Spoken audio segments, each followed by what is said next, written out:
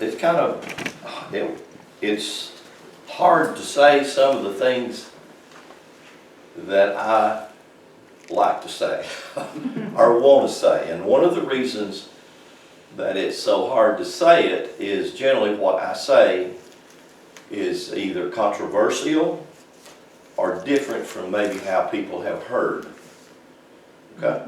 And so I've been just thinking a lot about stories, and a book that I have, my library is stored in a storage building.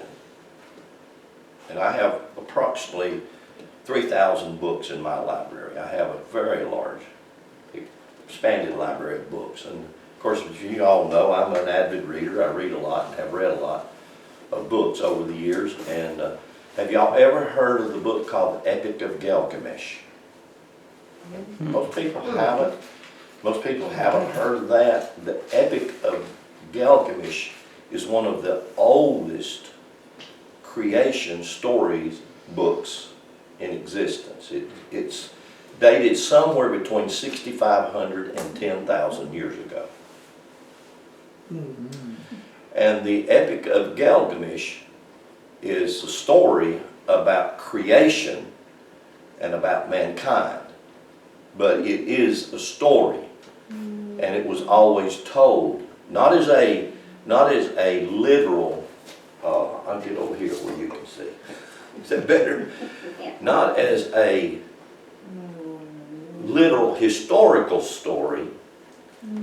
It was just told as a mythological story.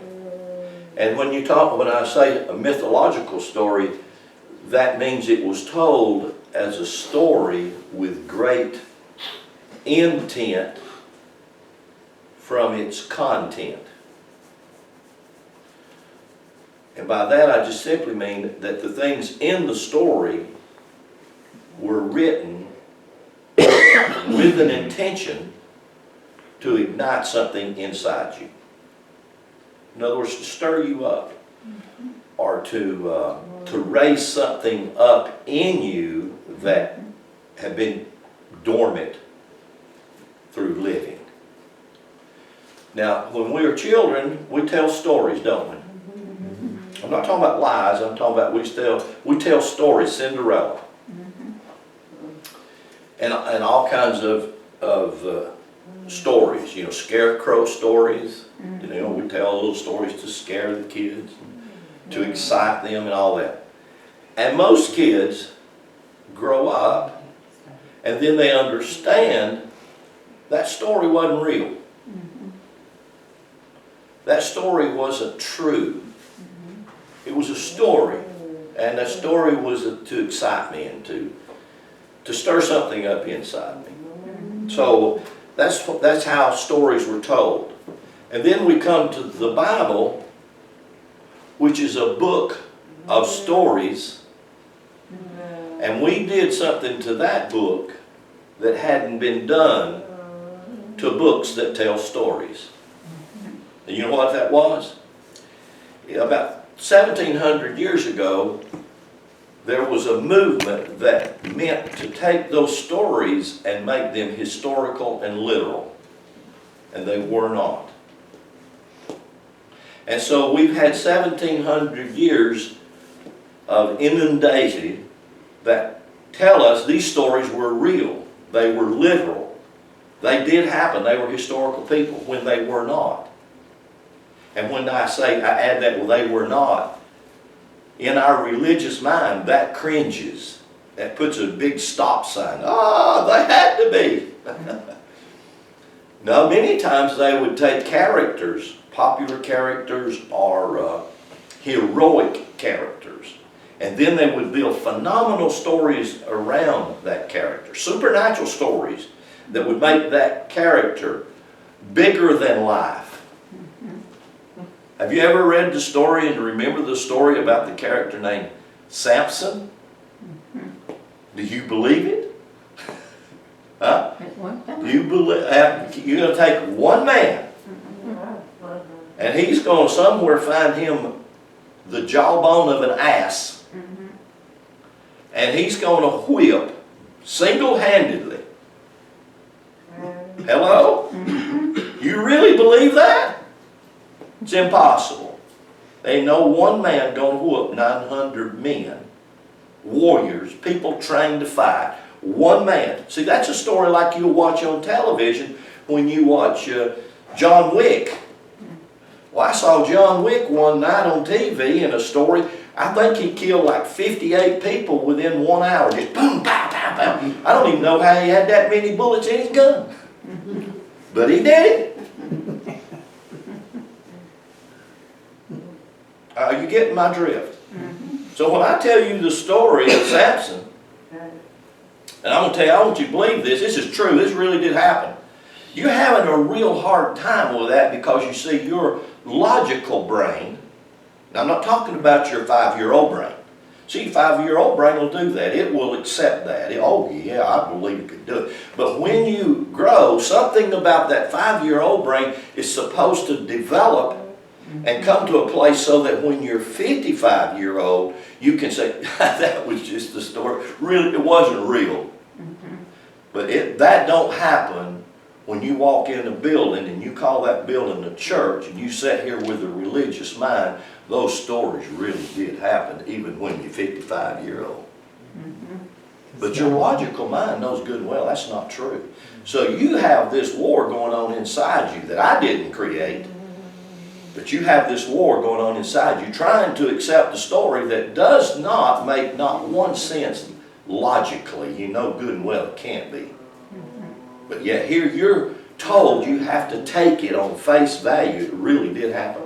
Well, see, the Epic of Gilgamesh, which was a Babylonian story, like I said, it goes back as far back as 10,000 years, is where the Genesis story comes from. And it almost comes from the Gilgamesh story, almost chapter by chapter, for the first 12 chapters.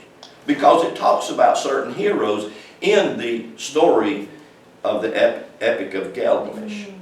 But people who've never read it, if you've never heard it, you've never been exposed to it, or you've been told that it's demonic, it's devil material that goes all the way back 10,000 years, but it's devil material anyways. You go, I ain't going to touch that, stay away from that. Well, see, that's how we've been taught for 1,700 years, to stay away from material that somehow or another this organization that organized itself 1,700 years ago, they organized themselves, and if they couldn't destroy all the material, they would start telling you that material is of the devil, you should not read that. You follow what I'm saying? Yeah. I know, see, I'm on real thin ice, and I know I'm on a place that I try to put a lot of thought and meditation in, because I'm not trying to tell you a story that's not true or that's not real, or at least telling you that the story is not true or it is true. So when I talk about the stories of the Bible, I'm talking about them as the most phenomenal stories that's ever been told, but if they're not told in the correct intent that the story was meant to be told, then what you get out of it, or in other words, the content you draw from it, could be deceptive. And if you believe Samson actually took a jawbone of an ass and killed all them people, think about it with a 55-year-old brain instead of a 5-year-old brain. With the idea of the fact that you have gone through, you know, you can teach a 5-year-old to count to 10. But if you never take the 5-year-old and he's 50-year-old and he don't know how to subtract or add or multiply, and all he can do is count to 10, it hasn't done him a lot of good. And that's a lot of the dilemma we face when we come to church on Sunday morning and we hear a preacher preach messages from stories that were meant to be told like a children's story, but were meant to be told with great enthusiasm and power, so that it could ignite something inside me and make me become greater me. Because the stories are all about you anyway. Being that you are the temple, or you're the tabernacle, or you're the house of God. So I'm saying that, and I want you to look at some things with me in Scripture. And this is going to be monotonous here in just a few minutes because it's going to require you to look at some certain passages, or to look at quite a few passages like a Bible drill, as a matter of fact. And if you have a Bible, if you don't, there's some Bibles right behind you on that desk. If you want to pass them out, some of y'all want to look at this. Any of y'all that want a Bible, just raise your hand and let her give those out to you if we have enough. But because I say this, I'll show you some things about these particular words, and you can go ahead and deny them, and you can accept and hold on to the things you have been told or taught as being true or real, and that's fine. I have no problem with that at all. And I'm not trying to take anything away from anybody at all. That's not my intentions at all. My intention is to look at the story and try to see what's really in the story. And once you see that, my prayer for you is that you realize the story is really a story about you, and it's about your journey and how that you can become a greater you in your journey. Is that fair? Yeah. How that you can become the Superman or the Superwoman. Amen. Instead of really saying, well, it's something that Samson did and ain't no way I could do it. What if you could? What if you could really begin to realize that you could take the jawbone of an ass and you could chase away 900 demons that come against you, etc., etc., etc. So that's my intent, is to take the stories and try to put you as the central character in the story, and you begin to see, wow, okay, this is about me. So what I want to do is I want to start out with Galatians. Galatians, if you'll look that up with me in your Bible, in the New Testament. Galatians, that's Apostle Paul, and it's a very, very familiar passage and story that's used here quite often, maybe not as much in other churches, but here it's used quite often. Galatians chapter 4. And of course, this is a story of Abraham and Sarah,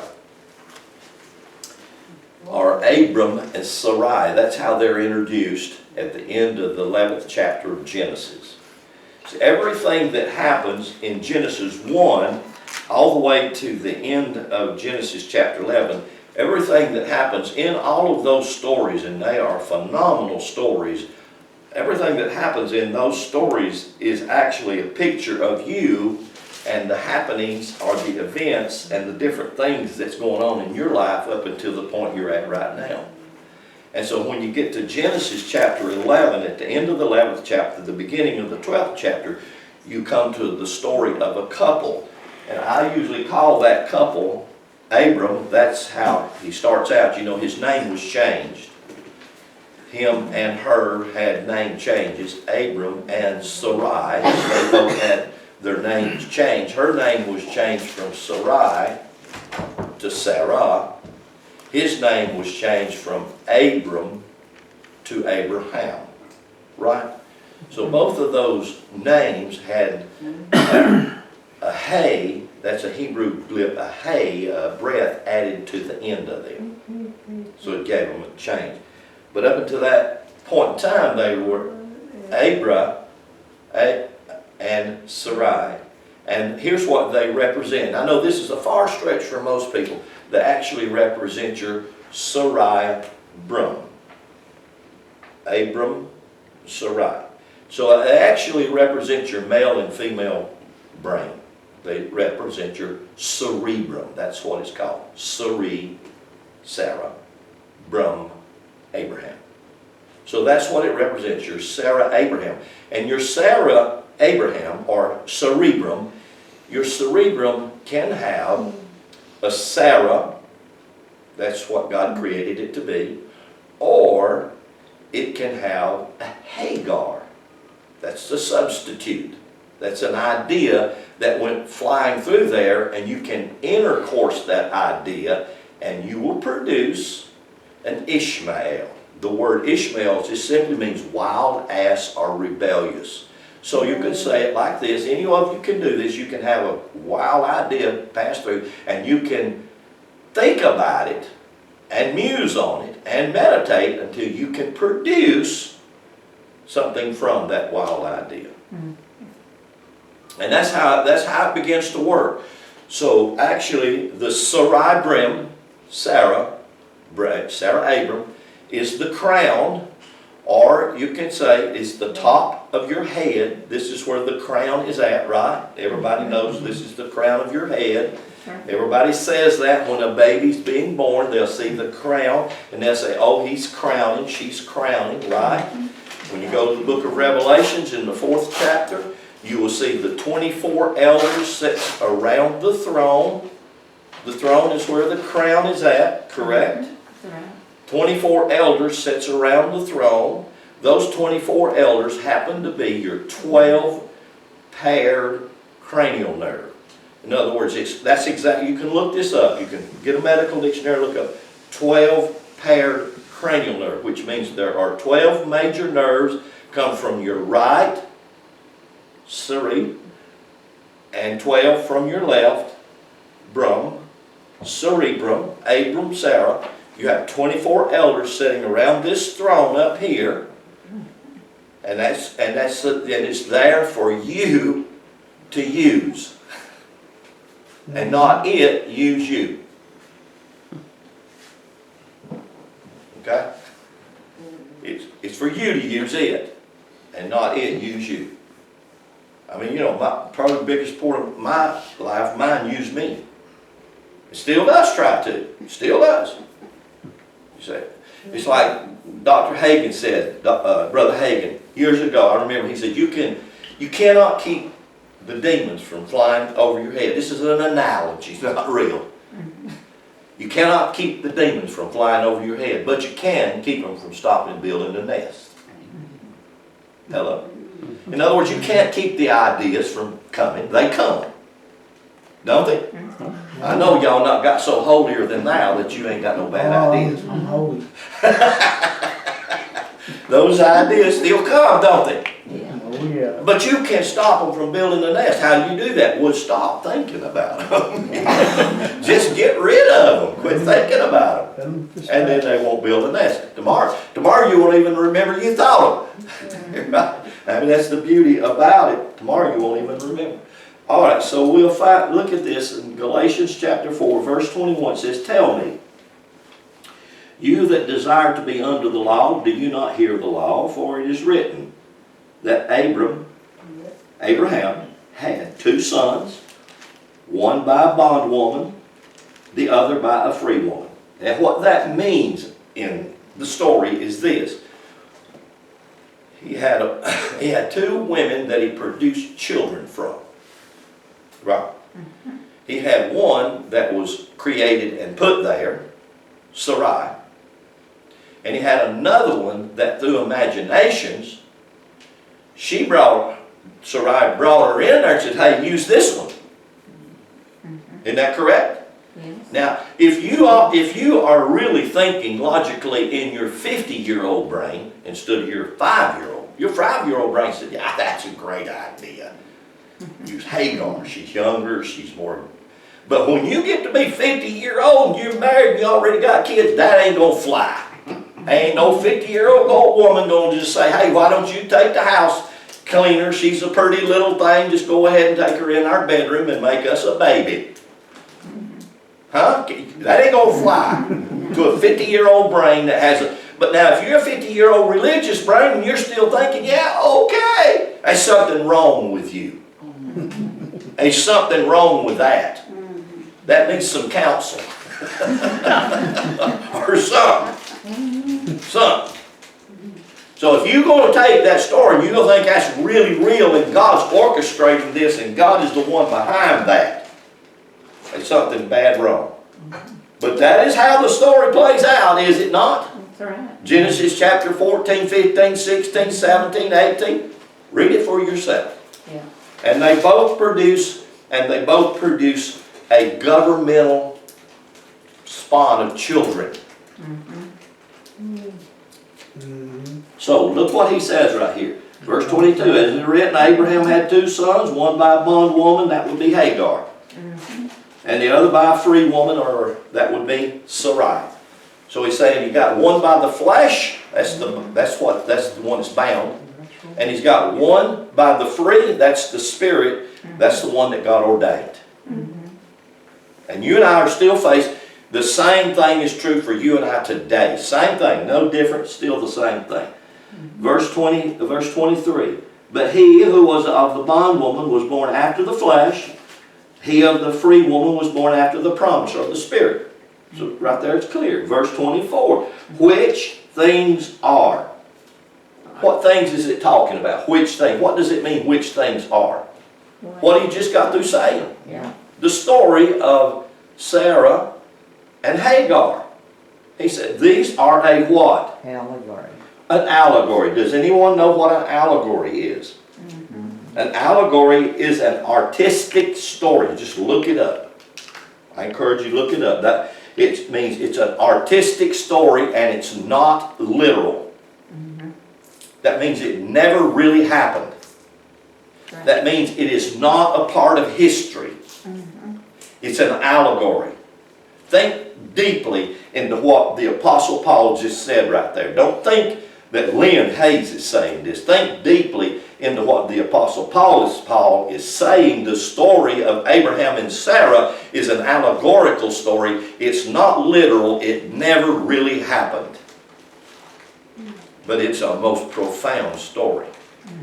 And when we can start to see that, we can begin to extract from it what the story has for us as an intention.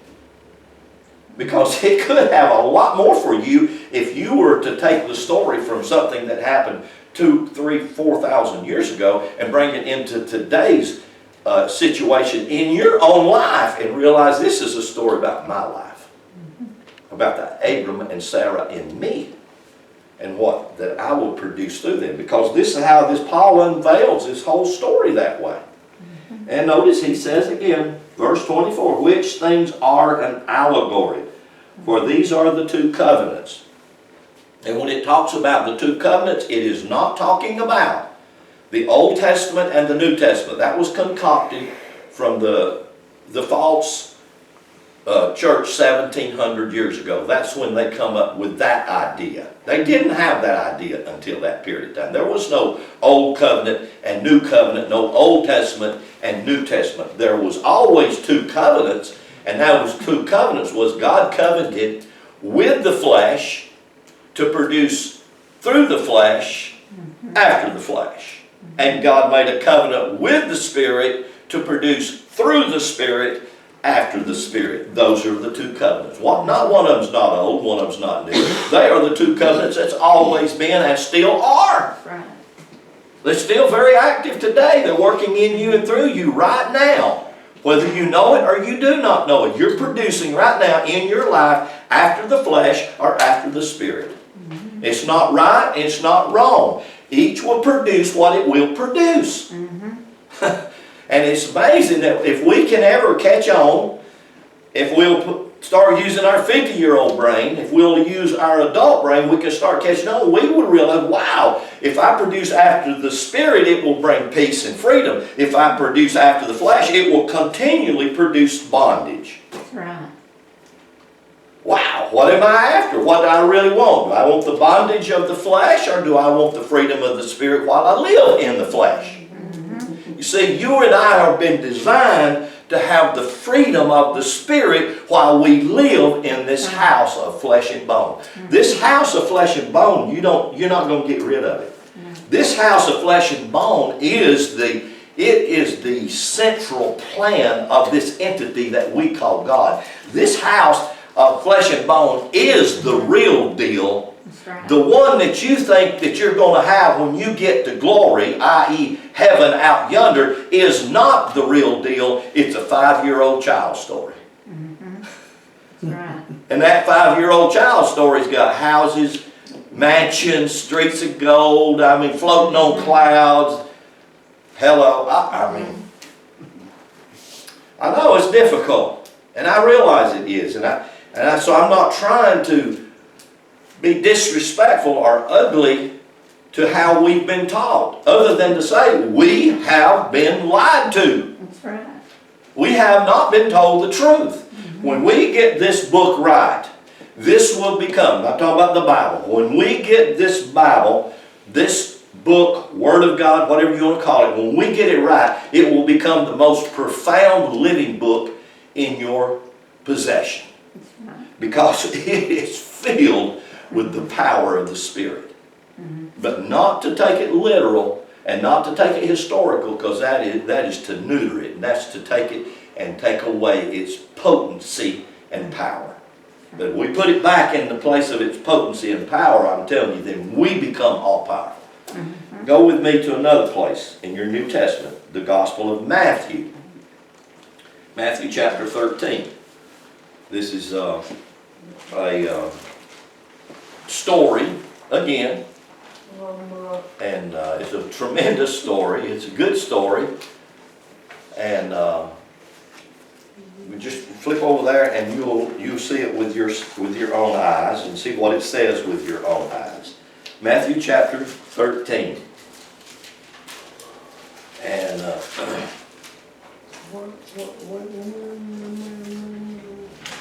verse 33. Everybody found that? Matthew chapter 13 and verse 33. It says, and another parable. Everybody say parable? Parable. Now what is a parable? Well, let me go ahead and I wrote it. Parable comes from the Greek word parabole. That's the Greek word, parabole. And listen to this. It means a fictitious narrative. All you have to do is just look it up. Matter of fact, you look in your Greek concordance, it's number 3850. Parabole. And here's what it means. A fictitious narrative. A proverb.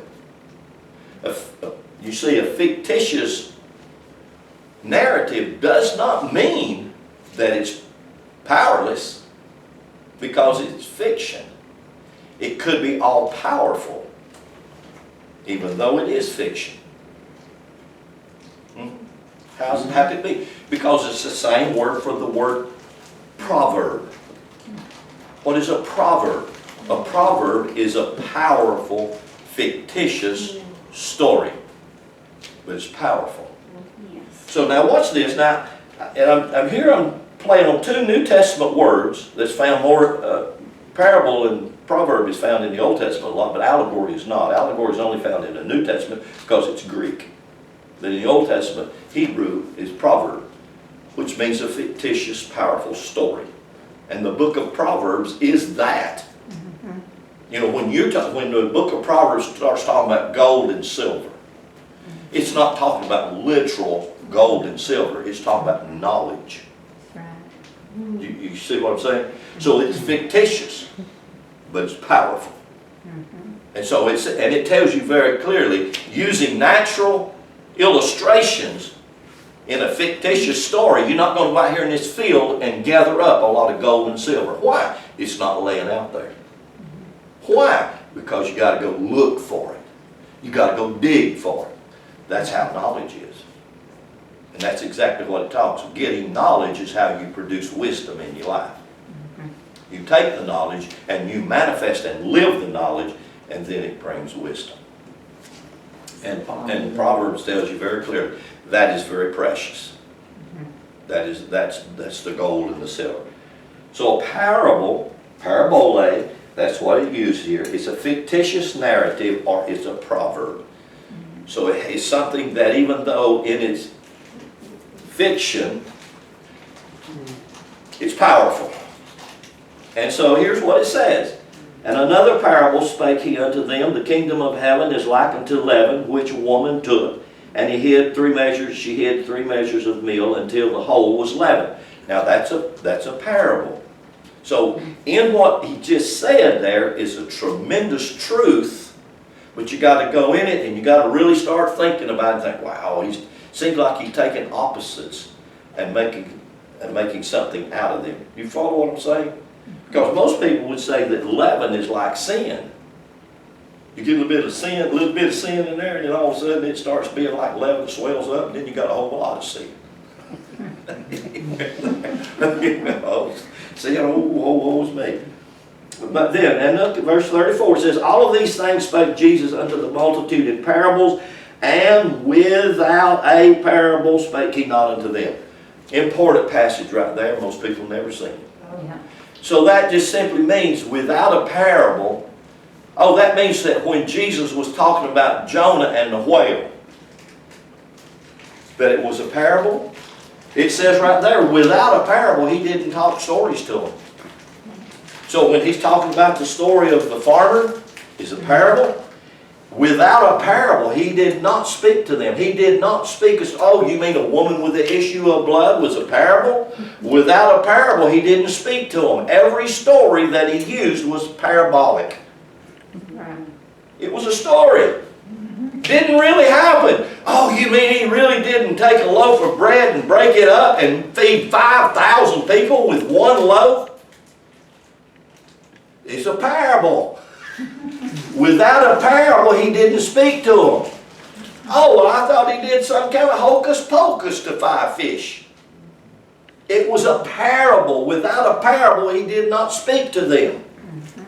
Hello? I can kind of get the picture. So these aren't literal historical events that really did happen.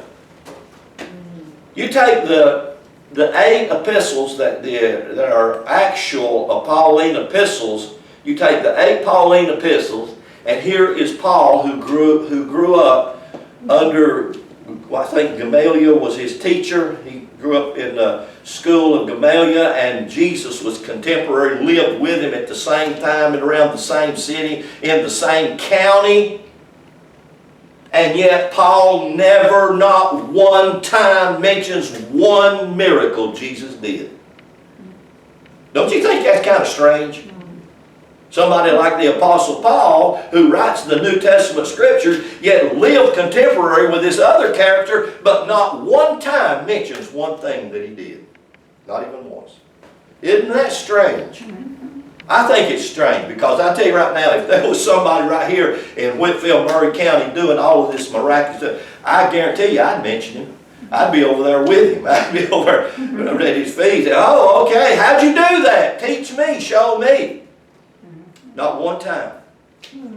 I think that's really strange. But you know, you might think very differently about that, right?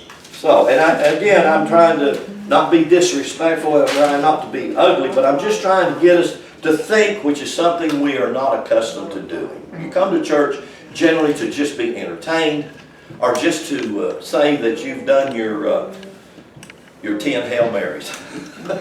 You've done your 10 beads or 7 beads on your necklace or what have you. So I want you to go with me now to the hard part of this morning. Genesis chapter 1. This is the hard part.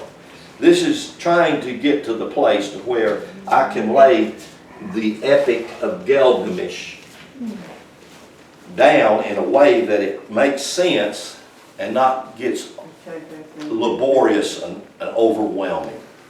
I want to read some from this book. Y'all probably have never heard of this book. This book is called The Secret Teachings of All Ages.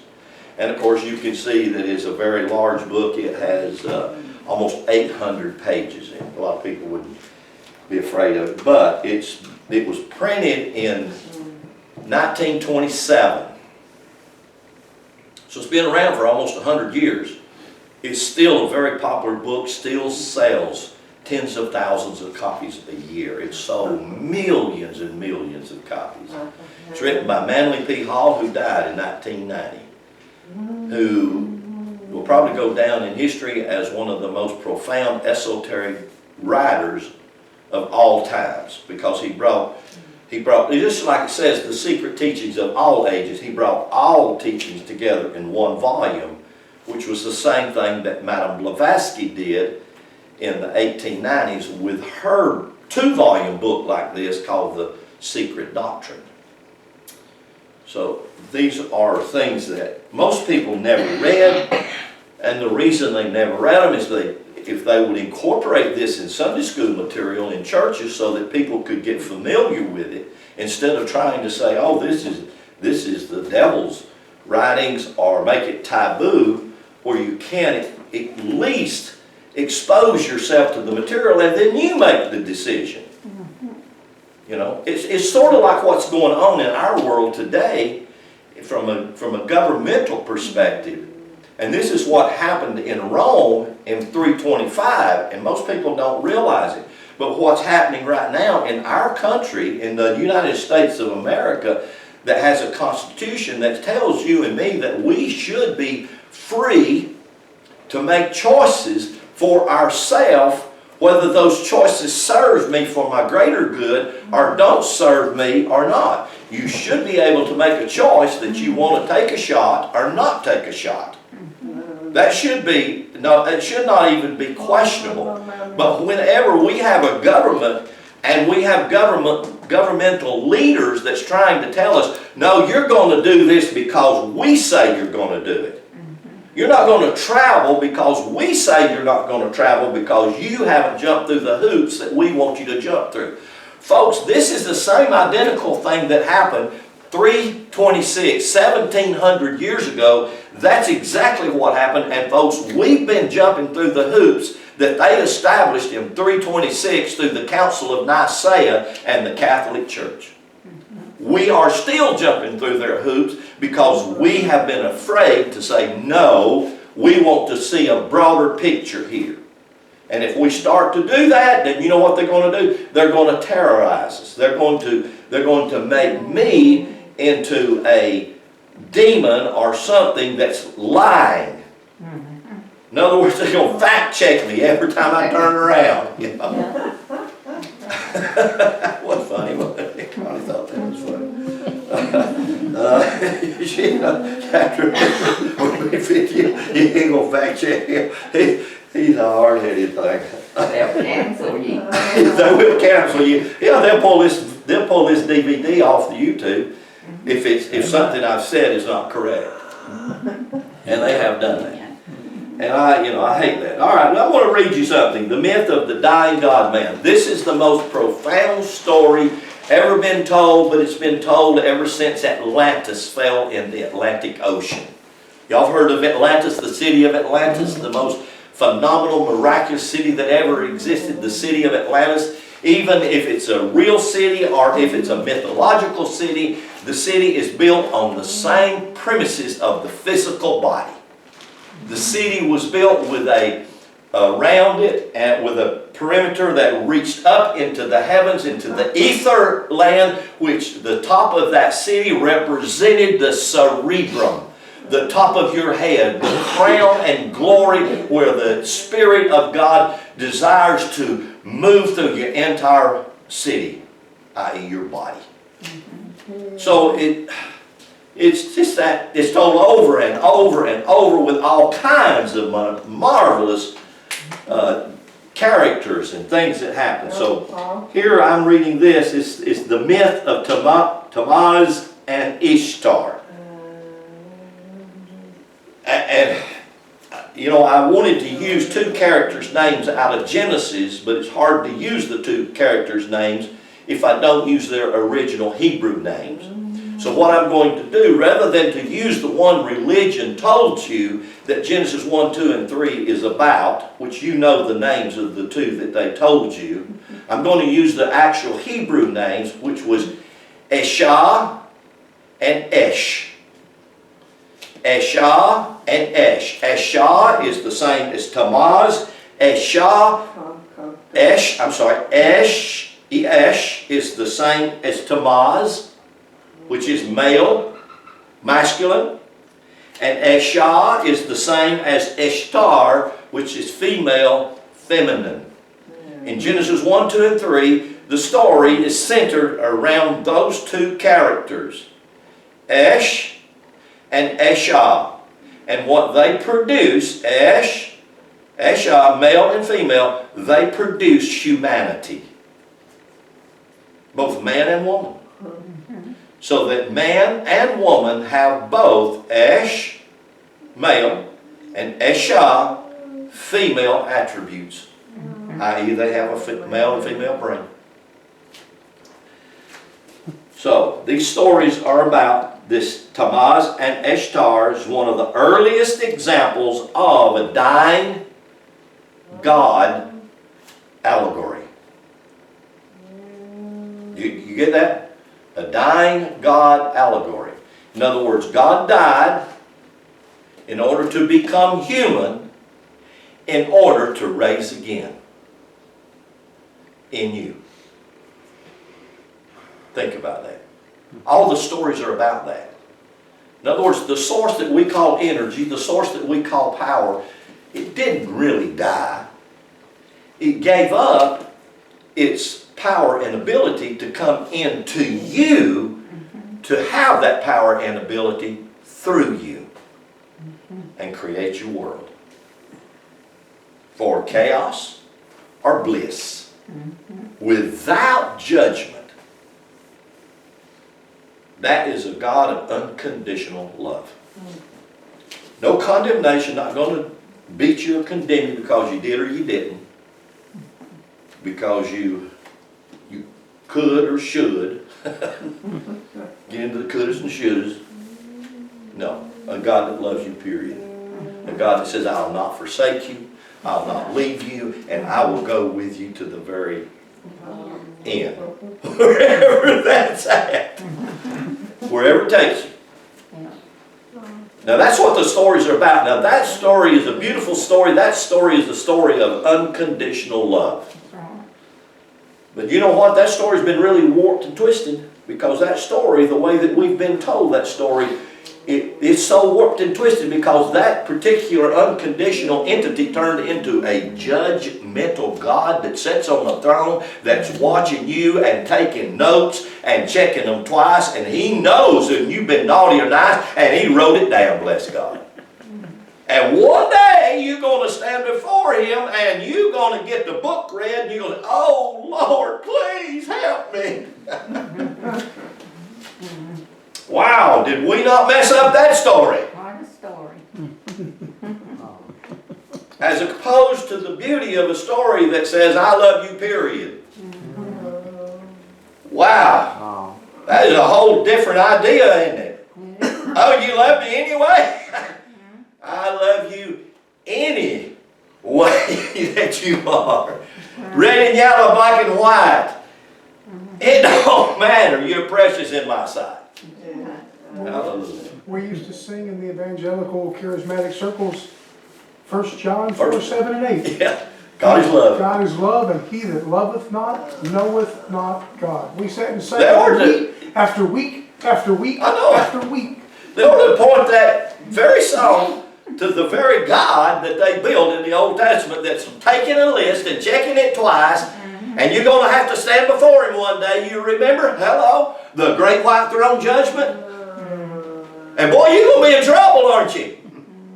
Be honest. Come on, be honest. How many of you going to stand there and say, well, I didn't mean to do that? Since I'm cautious, hand me another beer. Please, please, Lord, I'm on my knees begging. And then they'll write you some really emotional song. Oh, hallelujah. And you'll be sitting there crying your eyes out. Sad, sad, sad. We've been under the influence of that deceit for 1,700 years. Right. And people get mad at me because I stand up and dare to say stuff like this. All I'm trying to do is get you to think. I'm not trying to take anything away from you. I don't want to take anything away from you. I just want you to think. And that's not, we're not accustomed to that.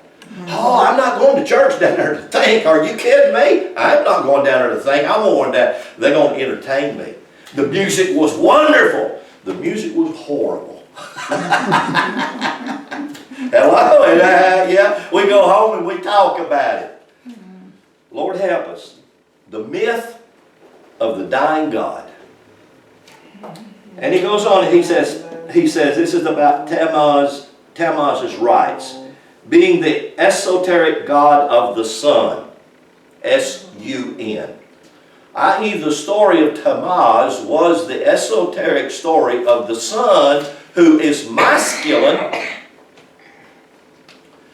and Ishtar was the story of the moon, who is feminine. In Genesis 1, 2, and 3, the story of Ish is the story of the sun, S-U-N, And the story of Esha is the story of the moon, feminine. It's about you. It's about you and me. Now, people who don't know me and hear me say Esh and Esha, that's the Hebrew word for the word man, M-A-N, and the word woman, W-O-M-A-N. That's the Hebrew words for those two titles, man and woman. And they were not pitted as a man against a woman, or a man in love with a woman, or etc. They were talked about as you, humanity, being Esh and Esha, man and woman, male and female. That's what Genesis 1, 2, and 3 is all about. But because we haven't been able to, somehow or another, extract from the ancient Hebrew the truth of the root or the depth of these stories, we missed them. So let me read some more of what he says. Tammuz being the esoteric god of the sun. Tammuz did not occupy a position among the highest deities venerated by the Babylonians, who for lack of deeper knowledge looked upon him as a god of agriculture and vegetation spirit. So, and a lot of these stories, being the story of the sun, are about agriculture and about vegetation. In other words, the very source of your life in this dimension called the earth. And if it wasn't for the S-U-N, i.e. God, to do what it's doing right now, raising the dead, i.e. just look at nature. Isn't nature right now singing a beautiful hallelujah song? Everywhere in nature right now is shouting, I live, praise God, I live. That's right. When back about 3 months ago, it was singing a very sad song, I'm dead, oh hell, I'm dead. When the truth of the matter is, no. It's a seasonal thing. It's something that if we can learn to embrace it even when the snow is on the ground and the trees all appear to be dead. Down in the roots. All right, let me read on this story because I'm really running out of time here. Let me read on. It says, Tammuz occupies a remarkable position of the sun and husband of Ishtar, the Babylonian Assyrian mother goddess. Ishtar, to whom the planet Venus was sacred, was the most widely venerated deity of the Babylonian and Assyrian pantheon. Now, when you start bringing the planets into it, even back then they understood that the astrological wheel of the planets, the different stars and all, represented the different aspects of God in its multifaceted ability. Okay? And so therefore, with outspread wings, Ishtar, the daughter of the moon, sweeps downward to the gates of death, the house of darkness, the dwelling of the god Ekkala is described as the place of no return. It's actually referring to the earth where it comes to do whatever it does and does not return from that place. It is without light and nourishment, and those who dwell therein is dust, and their food is mud. Over the bolts of the doors of the house of Ekkala is scattered dust, and the keepers of the house are covered with feathers like birds. Ishtar demands that the keeper upon the gates, declaring that if they do not, she will shatter the doorpost and strike the hinges and raise up dead devourers of the living. This is actually talking about winter becoming spring. You have to hear the allegorical language.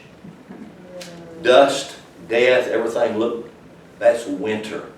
And then you have shattering the doors and shattering, it's the spring, it's the sun, it's the coming back to the equinox when the spring begins to pull the life that appeared to be in a dusty, barren land.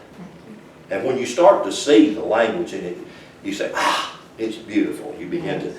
So he goes on and he says, the guardians of the gates beg her to be patient while they go to the queen of the grave, Hear this language. In Hebrew, if you go to the word in Hebrew, for the word in Hebrew for grave is Hades, which is translated in the King James Bible in a few places, 16 places in the Old Testament, for the word hell. Oh, you mean Hades? The grave and hell is the same place? Same identical place.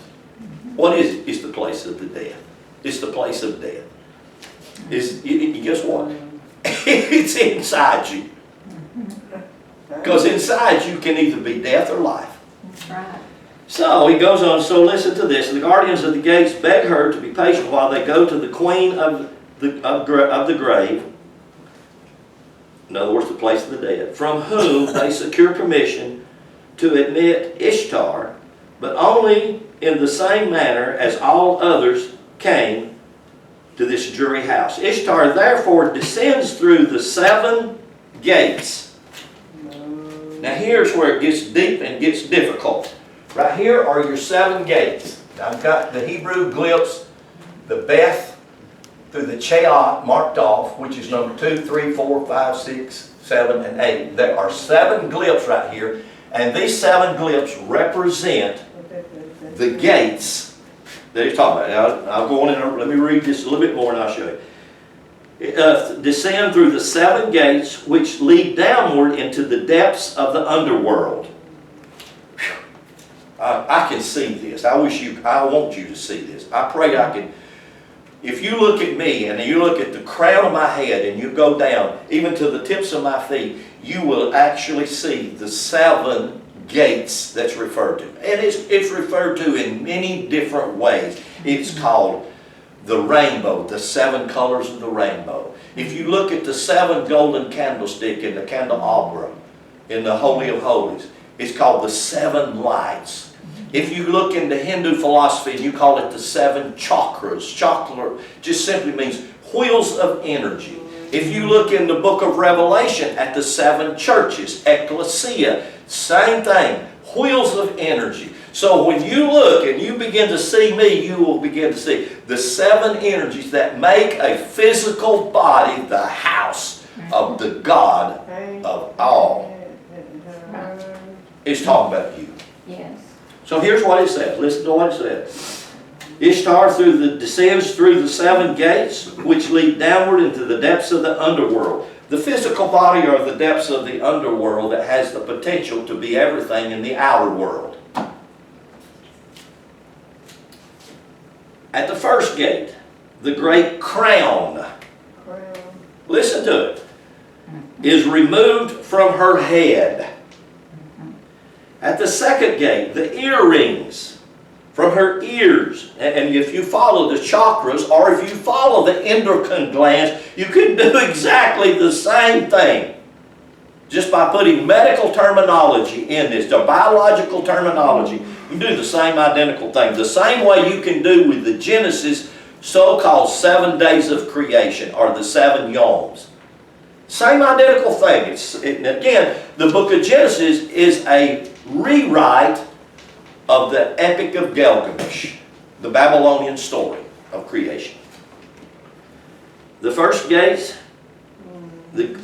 which is the crown, is removed from her head. The second gate, the earrings from her ears. At the third gate, the necklace from her neck. The fourth gate, the ornaments from her breast. At the fifth gate, the girdle from her waist. At the sixth gate, the bracelets from her hands and her feet. And the seventh gate, the covering of cloak over her body. Those are the 7 days of creation in Genesis chapter 1 and chapter 2. I mean, almost verbatim. So go with me now to Genesis chapter 1. And I hadn't got a clue where I'm at for time. And this is so much, I wanted to, I'm going to just read you my notes that I have written here. And I'll give you chapter and verse for everything I'm saying. So if you can't take notes and keep up with it, you can get the CD and go back and read it, because I've been wanting to do this for a long time, to try to clear up some things that we don't have that's clear, that needs to be clear. In other words, Genesis 1:5. In Genesis 1:5 it talks about the first day. The word first there in Genesis 1:5 is the Hebrew word echad. And actually the word echad means to unify, or it means to unite, or it means to make whole. So the first thing God starts out with in the creation of the physical body is He wants to start with this first place, and in that place the potential to unite and make the body as one unit. Make it whole. Not 7 divisions, but make it whole. And that's the Hebrew word echad for first. It means to make whole. Then, in Genesis 25, verse 25, it talks about the first child being born of twins. And that word is rishon, which the word rishon is the word for first in our idea of succession. Like if I'm counting 1, 2, 3, 4, 5, 6, 7, and I said the first number would not be echad, it would be rishon or rishit. Okay? Anybody can hear that, you can see there's totally different. So starting with the very first day, we're not using the word for first in succession. We're using a word, echad, which means make whole. So God starts out, and do you know what the Greek word for make whole is? It's the word sozo, and it's translated save. So actually then the message of Jesus for you to get saved is for you to get whole. W-H-O-L-E, complete. The whole idea is, what's happened? My house is divided. It's divided from within. So then the second one, Genesis 1:8, is the second day. And it's the Hebrew word sheneh. And actually the word sheneh means to double. Means to double. Or it means do it again. Whereas in Genesis 41:43, the Hebrew word mishneh means second. Like as in number 2. Hear the difference in those words? Big difference in those words. Mishneh. And that word just means second in succession. And then the third one, on the third day, Genesis 1:13, the word third that's here is shin-ne-e. Shin-ne-e. And it actually means to triangle. And what happens when you build the triangle, you look in ancient, look at the pyramids. If you look at the pyramids,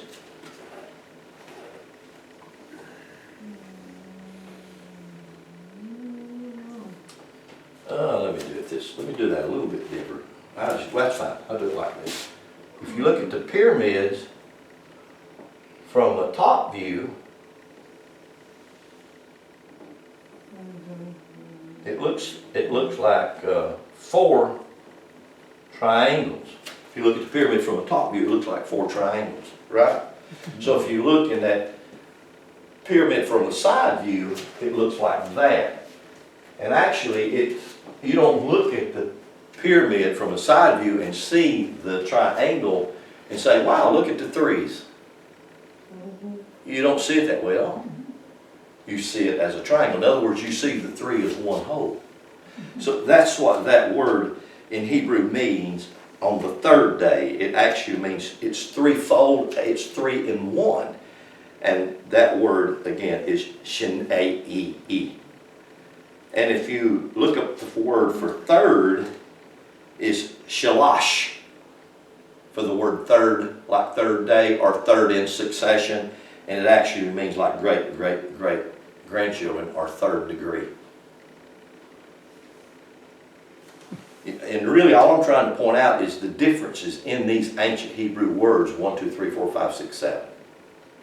As the difference in succession in numbers and the difference in what each one of these different functions of your body mean. It's just completely phenomenal.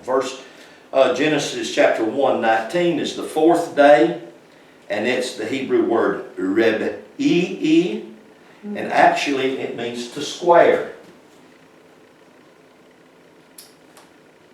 That's a profound, if I do the square like this,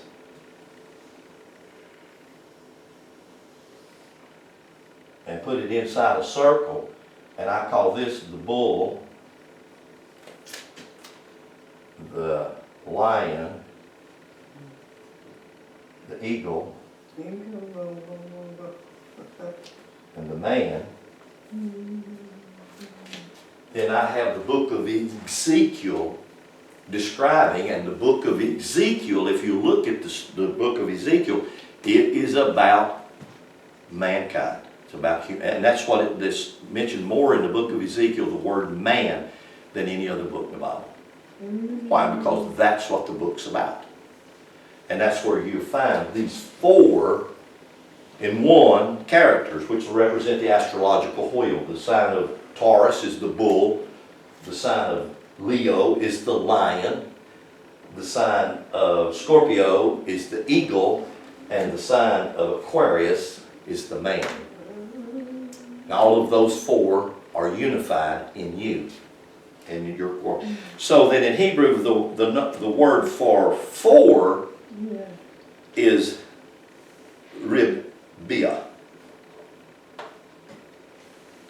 Then in Genesis chapter 1, verse 23, for the 5th day, the word is chameshi. Chameshi, actually, it means to have a 5th part.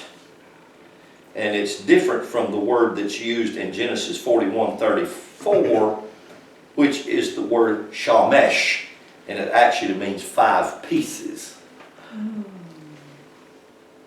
See, and my question was always, when I was researching this 20-something years ago, trying to figure out why in the world it's so different, my question was, why didn't the writers use in Genesis 1 and 2, why didn't they use these words that have numerical values just like 1, 2, 3, 4, 5, 6, 7? And they don't. They were words that had different meanings. And that confused me a lot to start with, and then I began to see it clearly. It's talking about the facets of the physical body.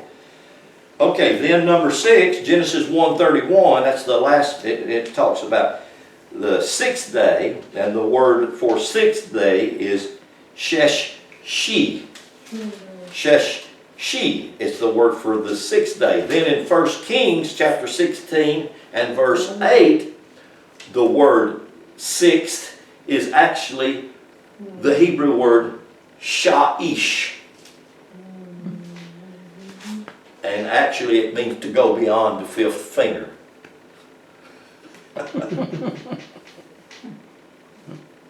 In other words, 6. Why didn't they use that for the 6th day? And they didn't. And not only that, if you look at it in Genesis 1:31, when it talks about she, the word is feminine. But then when you look at it in 1 Kings 16:8, and it means go beyond the 5th finger, the word is masculine. Completely different. And then here you go. This is the cream of the crop. In Genesis chapter 2 and verse 2, we see the first time, and on the 7th, S-E-V-E-N-T-H, not S-A-B-B-A-T-H.